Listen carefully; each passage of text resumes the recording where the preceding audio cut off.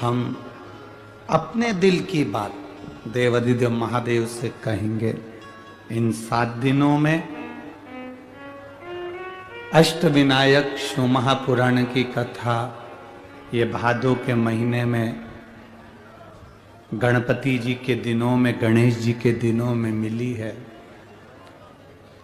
और यदि ये सुनने को मिली है तो कुछ अच्छा करने के लिए मिली है,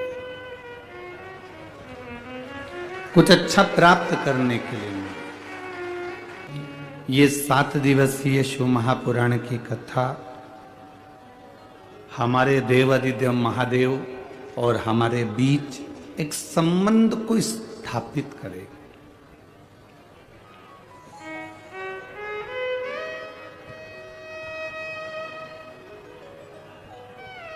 मेडिकल वाला दवाइयां पढ़ लेता है, डॉक्टर ने क्या लिखा है बोलो, सही है कि गलत है? बोलो बोलो, जम के बोलो, सही है ना? मेडिकल वाला दवाइयां पढ़ लेता है कि डॉक्टर ने क्या लिखा है, और मेरा देवादिदेव महादेव तुम्हारी तन्हाइयां पढ़ लेता है कि तुम्हारे भाग्य में क्या लिखा है, तुम्हारे किस्मत में क्या लिखा है, तुम्हारे भाग्य में क्या लिखा हो।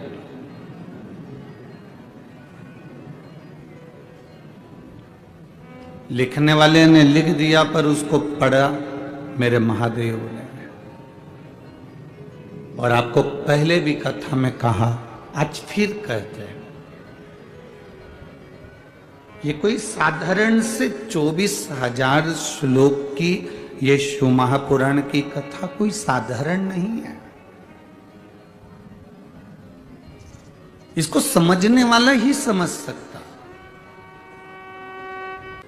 मेडिकल वाला डॉक्टर की दवाइयां पढ़ लेगा, मेडिकल वाला दवाइयां पढ़ लेता है, और केवल एक इस मृत्यु लोक में, इस संसार सागर में केवल एक है, और वो है मेरा देवादिदेव महादेव, जो तुम्हारे भाग्य में कितना दुख है उसको जब तुम जल चढ़ाने के लिए जाती हो तब वो तुम्हारे भाग्य को पढ़ता है और उस दुख को मिटाने का कार्य करता है, उस दुख को समाप्त करने का कार्य।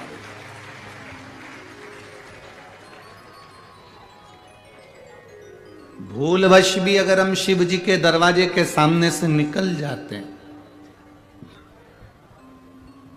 भूलवश भी अगर हम देवादिदेव महादेव के चरणों की ओर चले जाते हैं,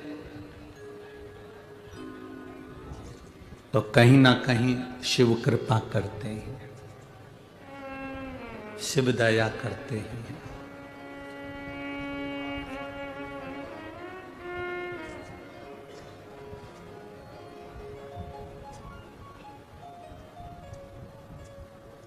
और शिव की कृपा साधारणता में होती ही नहीं।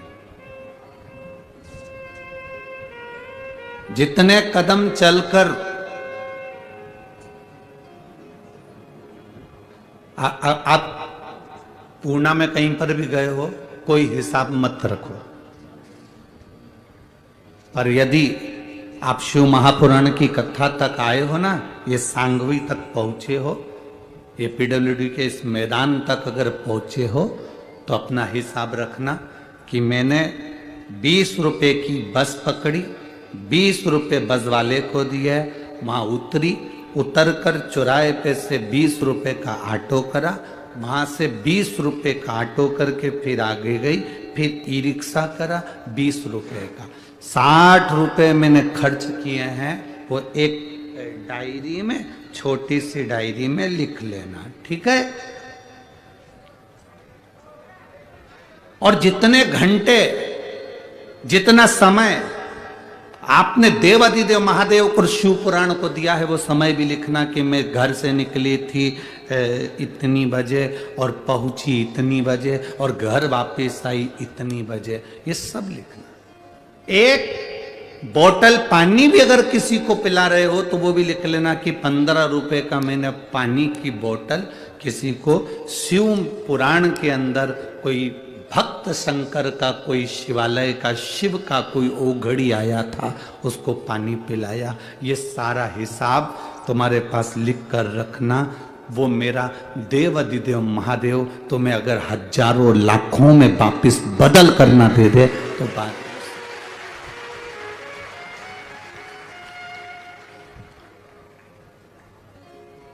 शिव जी कभी नहीं कहते कि मेरे मंदिर में आना तो तुम प्रसाद लेकर आना। यहाँ शिव महापुराण में कहीं पर भी नहीं लिखा कि शंकर जी के मंदिर में जाओ तो लड्डू लेके जाओ, शंकर जी के मंदिर में जाओ तो पेड़ा लेकर जाओ, शंकर जी के मंदिर में जाओ तो श्रीफल लेकर जाओ, शंकर जी के मंदिर में जाओ तो चिरौंजी लेकर जाओ, शंकर जी के मंदिर में जाओ तो सिंगदाना लेकर जाओ, शंकर जी के मंदिर में जाओ तो पेड़ा लेकर जाओ। किसी पुराण में लिखा है या कहीं शिव पुराण में नहीं लिखा कि शंकर जी के मंदिर में पेड़ा लेकर जाना या शंकर जी के मंदिर में श्रीफल लेकर जाना या शंकर जी के मंदिर में ये सामग्री लेकर जाना। यहाँ तो लिखा शिव महापुराण के अंतर्गत विद्येश्वर संहिता में वर्णन किया, शंकर जी के मंदिर जाना तो तुम अपना दिल लेकर जाना, तो महादेव भी तुम्हें दिल से लुटा कर भेज देगा। आप शंकर के मंदिर में बहुत सारी सामग्री लेकर जाने की जरूरत नहीं है। जो देवाधिदेव महादेव पर बेलपत्री चढ़ी है उसको उठा लो, धो लो, शिव जी पर वापिस चढ़ा दो। अपने घर से एक लोटा जल लेकर जाओ। कोई कोई कहते हैं गुरुजी हमारे पूना मुंबई में तो मंदिर बड़ा दूर होता है तो लोटा लेके कैसे जाएं, बस में जाते हैं तो लोटा ही गिर जाता है, लोग इतना धक्का मारते हैं। तो उनसे निवेदन है कि तुम एक काम करना, एक छोटी सी बोतल अपने झोले में डाल लो, एक छोटा सा लोटा अपने झोले में डाल लो। तुम अपने ऑफिस जाओ, तुम्हारी दुकान जाओ, तुम्हारी नौकरी पर जाओ, बीच में जो शंकर का मंदिर दिख जाए 2 मिनट गाड़ी खड़ी करी और बाबा जी पे हर हर महादेव कहकर फिर वापस चल रही है। ये शिव भक्ति। दिखावे से शिव तत्व की प्राप्ति नहीं है।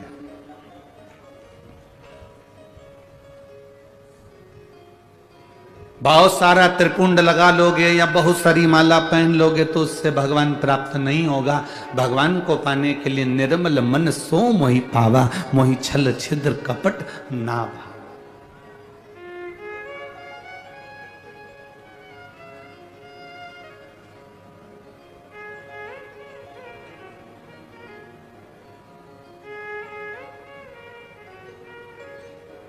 इसको सहजता नहीं कह सकते, इसको श्रेष्ठता नहीं कह सकते।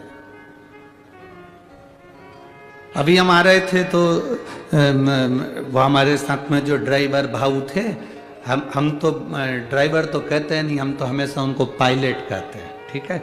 तो हमारे साथ में जो पायलट बैठे थे जो ड्राइविंग कर रहे थे, तो उन्होंने देखा कि चौराहे चौराहे पर बहुत सारे भिखारी भीख मांग रहे थे।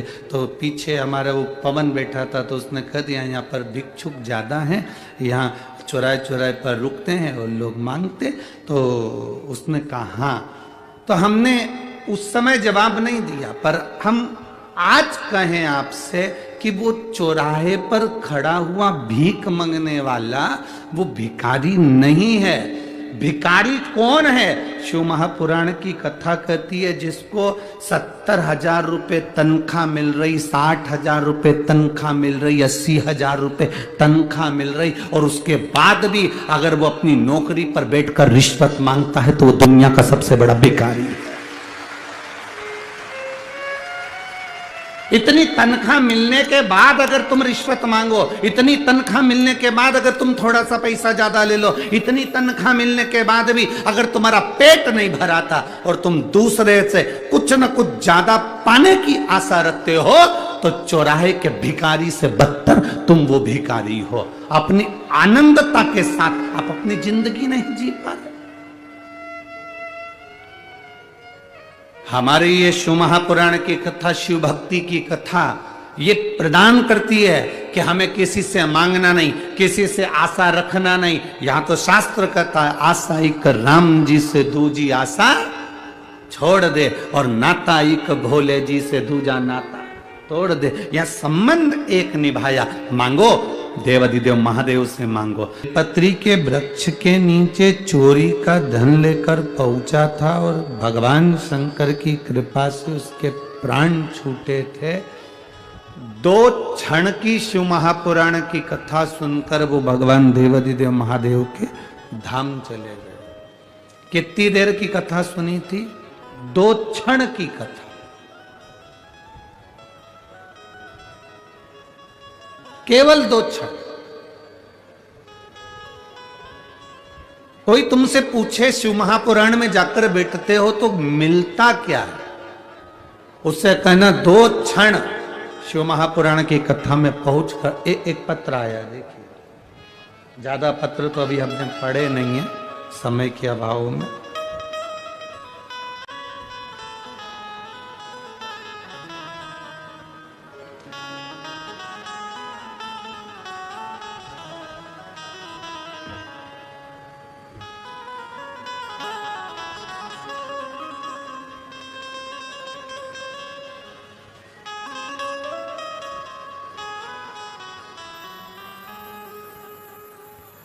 मेरी बेटी गीतांजलि बोर से 23 साल की है। कहीं बैठे? आप ही हैं? दोनों हाथ हिला दो एक बार। पुष्पा बोर से नासिक उत्तम नगर सिडको, मोबाइल नंबर ये। हम लोग नासिक उत्तम नगर सिडको से आए। गुरुदेव, पहले तो ये बताओ बेटी ठीक है? अब बस बाबा की कृपा। बाबा की कथा का हम क्या वर्णन करें। मेरी बेटी गीतांजलि बोर से 23 साल की है। वो हॉस्पिटल में जॉब करती है, पर 22 जुलाई 2023 को उसकी तबीयत अचानक खराब हुई। जो लोग पत्र पढ़ सकते हैं, टीवी पर, एलईडी पर, आस्था चैनल पर पत्र भी हमारे जो लिखे हैं इन्होंने वो चलते हैं, आप पढ़ सकते हैं। वह हॉस्पिटल में जॉब करती है। 22 जुलाई 2023 को उसकी तबीयत अचानक खराब हुई। उसके पेट में बहुत दर्द होने लगा और गुरुदेव वह हॉस्पिटल में उसकी जांच की, सोनोग्राफी की, तो डॉक्टर ने यूरिन इन्फेक्शन के साथ साथ किडनी के पास पीस और दाहिनी बाजू में 56 mm की गठान बताई। उसके दर्द चालू हुआ। 15 दिन की दवाई दी पर दर्द कम नहीं हुआ। गठान की जांच करने के लिए आगे बढ़ाई तो गठान और ज्यादा तकलीफ देने लगी। किडनी का ऑपरेशन का डॉक्टर ने कह दिया, गठान का ऑपरेशन का कह दिया। डॉक्टर से हमने 15 दिन का टाइम मांगा। गुरुदेव, हमारे पड़ोसी ने कहा था कि एक बार अगर कहीं मौका मिल जाए, 2 मिनट की भी कथा अगर टीवी पर मिल जाए या कहीं ऐसा मौका मिल जाए और लाइव कथा कहीं आ रही हो तो वहां जाकर आप सुने। हमने केवल टीवी के सामने आसन बिछाकर 2 मिनट की कथा सुन पाए, क्योंकि चिंता बहुत थी। गुरुदेव, आपने उस समय पर रुद्राक्ष का वर्णन किया तो 12 अगस्त 2023 को हम सीहोर गए। सीहोर जाकर हमने रुद्राक्ष मांगा और बाबा से प्रार्थना कर कर हम निवेदन कर कर आ गए, बाबा जहां कथा होगी वहां 7 दिन की 5 दिन की पूरी कथा सुनेंगे। बस मेरी बेटी के जो ऑपरेशन बोला गया है गठान का और किडनी का, किडनी उसकी अच्छी हो जाए और गठान उसकी गल जाए, ऐसी कृपा करना। गुरुदेव, डॉक्टर तो बता रहे थे बड़ी बीमारी है, जांचें बहुत सारी हुई और बाबा की कृपा का हम क्या वर्णन करें। हम सीहोर से आकर रुद्राक्ष को पानी में गलाते, शिव जी को चढ़ाते, बेटी को पीने के लिए देते। बाबा की कृपा से दूसरी बार बेटी की जांच कराने के लिए गए। डॉक्टर ने कहा इसकी गठान गल चुकी है और बेटी की किडनी भी काम करना प्रारंभ कर दी है। इसलिए हम बाबा के चरणों में इस शिव महापुराण की कथा को श्रवण करने के लिए आए। शिव तत्व। बैठिए बाबू, एक बार दोनों हाथ हिला दो। हर हर महादेव। बैठिए। 2 क्षण की भी कथा यदि जिंदगी में मिल रही है तो उसका फल क्या। एक पत्र और आया, देखिए, थानेदार का फोटो भी लगा हुआ, ठीक है। एक पत्र और आया और राखी भी भेजी है दीदी आपने। आपकी राखी को लड्डू को स्वीकारे बाबा के चरणों में।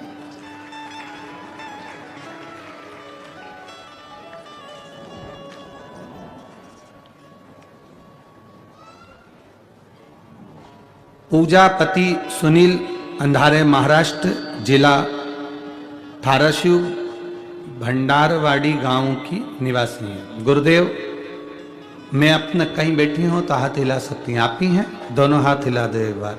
बहुत बहुत साधुवाद। पहले तो बधाई आपको थानेदार बनने की, आपके पति देवता को बहुत बहुत साधुवाद। गुरुदेव, परभणी कथा रही आपकी, सांसद महोदय कथा कराए। हमारे पति से हमने कहा हमको कथा में लेकर चलो, उन्होंने कहा कथा बहुत होती रहती है, ऐसी कोई कथा में जाने से क्या फायदा।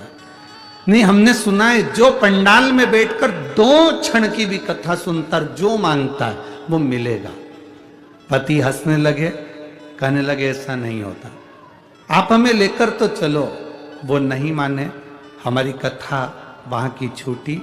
संभाजी नगर में कथा हुई, तब हमने हमारे पति से कहा हमें एक दिन की कथा आधे घंटे की सुनने दो, हम बाबा से प्रार्थना करेंगे। जो बाबा से मांगता है ना पंडाल में, उसको वो मिलता है। पति हंसकर बोले ऐसा होता है, कभी नहीं हो सकता। कहे आप हमें लेकर तो चलो। एक दिन की कथा हमने पंडाल में बैठकर श्रवण करी और बाबा से प्रार्थना करा। हमारे पति से पूछा तुम बोलो क्या चाहिए। वो कहते हैं बाबा सुनते हैं? हाँ। कथा के पंडाल में सुनते हैं? हाँ। क्या मुझे थानेदार बना सकते हैं? क्यों नहीं बना सकते, बाबा है वो, सब सुनता है। बाबा से प्रार्थना करी। फिर हमने भी हमारे पति से कहा याद रखना महाराष्ट्र में कहीं पर भी कथा होगी तो हमको लेकर जाना है। तो हम बाबा से प्रार्थना कर देते। और मेरे बाबा से मैंने प्रार्थना करी, कथा श्रवण करी और बाबा की कृपा से मेरे पति थानेदार बन गए। इसलिए मैं बाबा की कथा को श्रवण करने के लिए यहाँ पहुंची हूँ। शिव तत्व की प्राप्ति। बैठिए बहन। हर हर महादेव। शिव की प्राप्ति का केंद्र बिंदु है। एक क्षण की भी कथा हम अपनी जिंदगी में सुन रहे हैं। शिव महापुराण तो वो पुराण है जो दिल से श्रवण कर लेता है, वो यहां से खाली झोली नहीं भरी हुई लेकर जाता है। ये शिव तत्व, ये शिव तत्व की प्राप्ति, औघड़ी की प्राप्ति।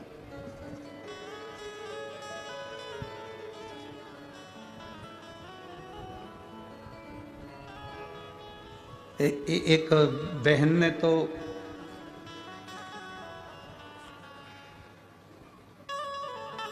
मेरा नाम सुअंकिता जयेश पवार है। मेरे पति नौकरी की वजह से दुबई में रहते हैं और हमारी शादी को कई वर्ष हो गए।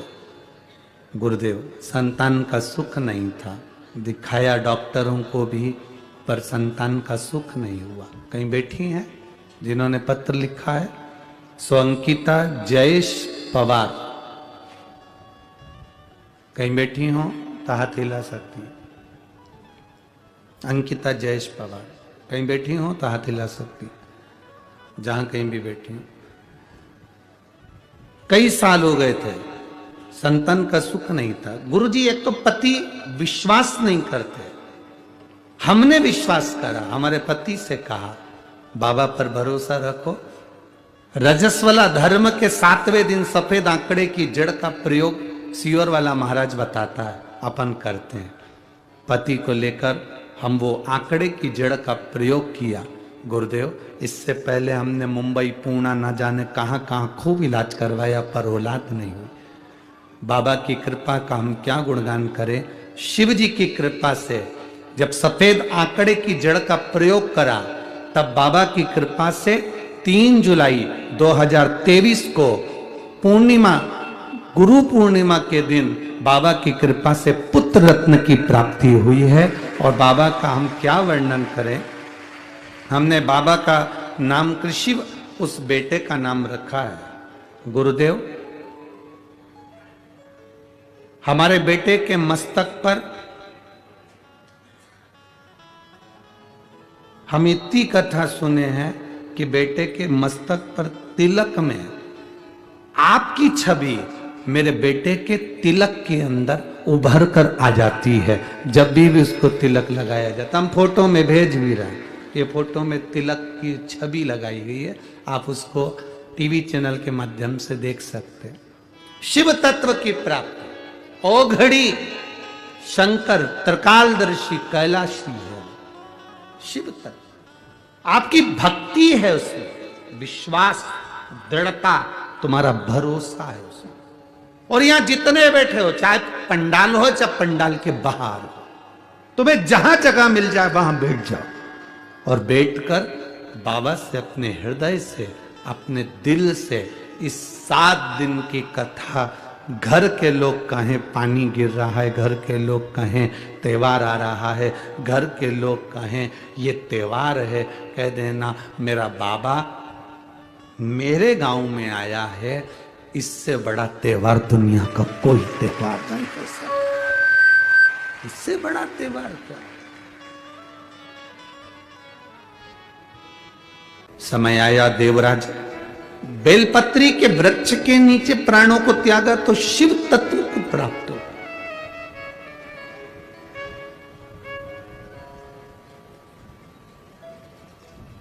एक बेलपत्री की पत्ती, एक बेलपत्र, एक पत्ती, एक बेलपत्र के वृक्ष की छांव साधारण नहीं होती। एक जीव, जो मनुष्य की जो देह है ना, इससे 4 स्थान पर रोज पाप होता है। ऐसा कोई संसार में नहीं जन्मा जिसने पाप नहीं किया। 4 स्थान पर प्रत्येक मनुष्य से पाप होता। पहला, झाड़ू लगाते समय छोटे छोटे जीव मर जाते हैं, उसका पाप माथे चढ़ जाता है। दूसरा, अग्नि जलाते समय, चूल्हा जलाते समय, गैस जलाते समय छोटे छोटे पतंगे जलकर मर जाते हैं, उसका पाप माथे चढ़ जाता है।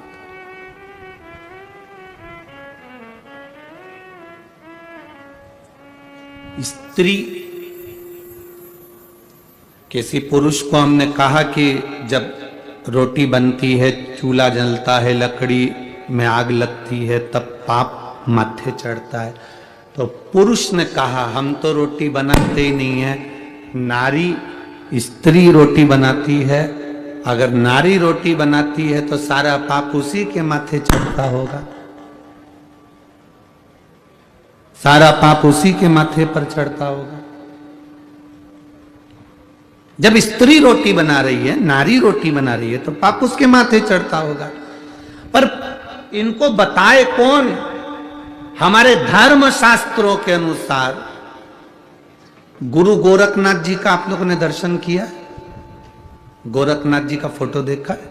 गुरु गोरखनाथ एक हाथ में कमंडल रखते हैं, दूसरे हाथ में चिमटा रखते हैं। क्या रखते हैं? चिमटा। चिमटा देखा है? महिलाओं के पास में चिमटा रहता है रसोई घर में। क्या काम आता है? रोटी को सेकने का।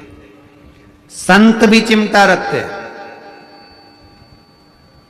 भजन गाने वाले भी चिमटा रखते हैं।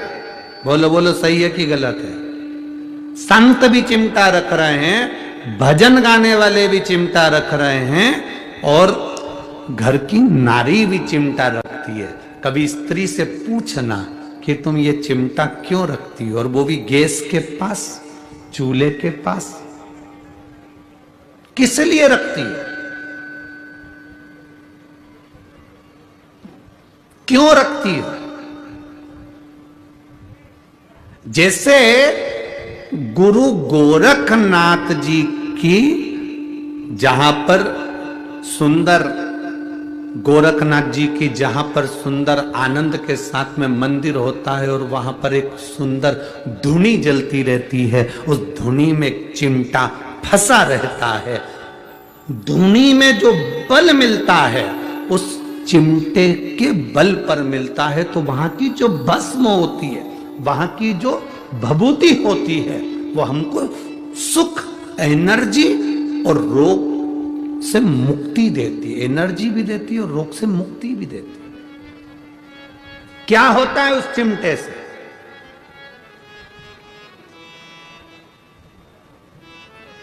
क्यों स्त्री के हाथ में वो चिमटा गया? कभी सोचा, कभी विचार किया? संतों की कृपा। एक बार गुरु गोरखनाथ जी महाराज भ्रमण कर रहे थे। भ्रमण करते करते एक स्त्री पर उनकी दृष्टि पड़ी। गुरु गोरखनाथ ने देखा कि ये नारी बड़ी दुखी है, बड़ी दुखी। घर का भोजन बनाना, बर्तन धोना, कपड़े धोना। ध्यान देना, 4 स्थान पर व्यक्ति से पाप होता है। पहला, झाड़ू लगाने की जगह। दूसरा, अग्नि जलने के स्थान पर पतंगे जल जाते हैं। तीसरा, पानी भरते समय, कपड़े धोते समय, स्नान आदि कर्म करते समय, पोछा लगाते समय छोटे छोटे जीव मर जाते हैं, उसका पाप माथे चढ़ जाता है। और चौथा स्थान बताया, चलकर जाने में पांव के नीचे छोटे छोटे जीव मर जाते हैं, उसका पाप माथे चढ़ जाता है। 4 स्थान पर प्रत्येक मनुष्य से पाप होता है। गुरु गोरखनाथ जी ने उस स्त्री को देखा, उसको देखकर गुरु गोरखनाथ जी ने देखते से अपनी आंखों में जल भर लिया कि ये नारी जगत का कल्याण करने वाली, इसके गर्भ में जो संतान जन्म लेती है वो विश्व का कल्याण करती है। और इस नारी के पास में पाप भ्रमित हो रहा। जल का वो कपड़े धोती है, जीव मरता, उसका पाप माथे।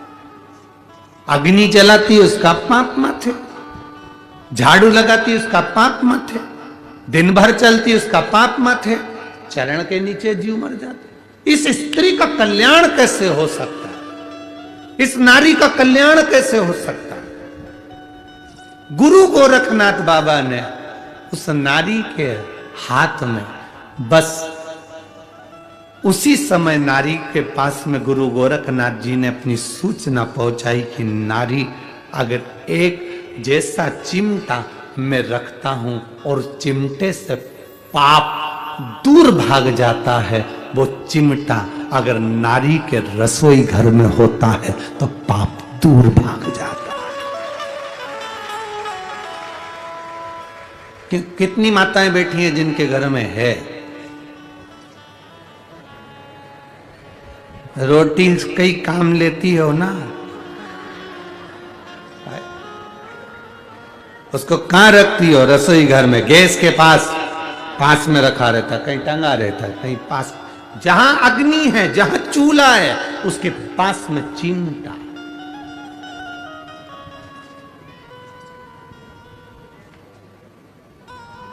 कहने वाले कह देते हैं नारी को अपवित्र माना गया, कहने वाले कह देते हैं नारी के ऊपर पाप की गठरिया। ना, मेरे गुरु गोरखनाथ जी ने स्त्री को भी पवित्र कर दिया और उसके पाप की गठरिया को आधा कर दिया। मेरे गुरु गोरखनाथ जी स्त्री को पवित्र कर दिया। शिव के अवतार हैं गुरु गोरखनाथ, भगवान शंकर के अवतार। किसी का दुख, गुरु गोरखनाथ जी किसी के दुखी के दुख को देखकर स्वयं गोरखनाथ जी भी दुखी हो जाते थे और विचार करते रहते थे गुरु गोरखनाथ की इसको सुख कैसे मिले, इसको सुख का अनुभव कैसे हो।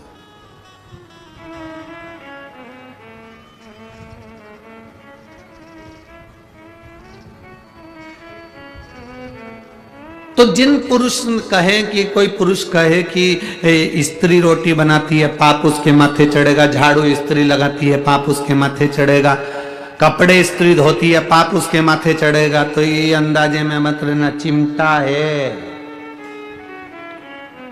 चिमटा है। ऋषि, संत, साधु, नागा साधु, तपस्वी, साधक, उपासक, भजन करने वाले अपने हाथ में चिमटा रख लेते। किसी ने पूछा, स्त्री चिमटे से रोटी पकड़ती है, संत क्या पकड़ते? हम कहते हैं वो भगवान की भक्ति को पकड़कर जनमानस का कल्याण कर देते हैं। जनमानस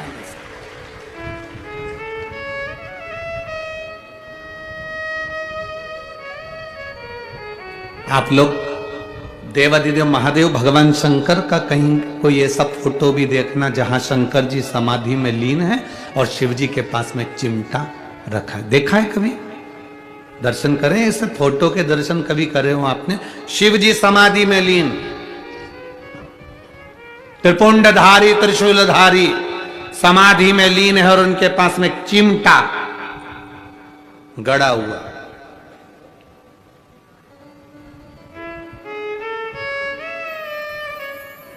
सुख प्रदान करना। देवराज तो यहां वर्णन चल रहा था, कितना भी पाप मस्तक पर हो, एक बेलपत्र जब हम देव अधिदेव महादेव को समर्पित कर देते हैं, शिव जी को जल चढ़ाते हैं, जल जब शंकर भगवान पर चढ़ता है, बेलपत्र छुआ हुआ वो जल शंकर भगवान पर चढ़ा हुआ जल वो जब थोड़ा सा लेकर अपने ऊपर थोड़ा सा छींट लेते हैं या आचमन करते हैं, वो जल बेलपत्री के स्पर्श का होता है। देवराज के मस्तक पर बेलपत्री के वृक्ष की छांव आती है और देवराज तुरंत शिव के धाम चले जाते हैं। और हम प्रतिदिन अगर बेलपत्री के जल का थोड़ा सा भाग अपने मस्तक पर छिड़क लेते हैं तो कई रोगों से हमारी मुक्ति हो जाती है। रोग हमारे नजदीक नहीं आते, रोग हमारे करीब नहीं आते।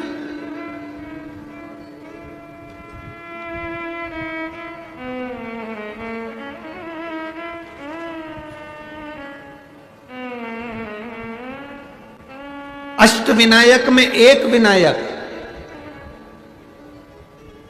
सबसे प्रबल विनायक, अष्टविनायक में सबसे प्रबल,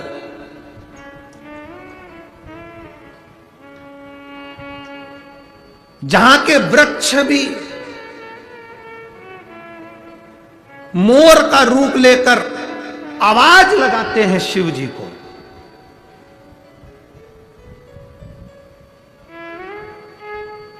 जहां की नदी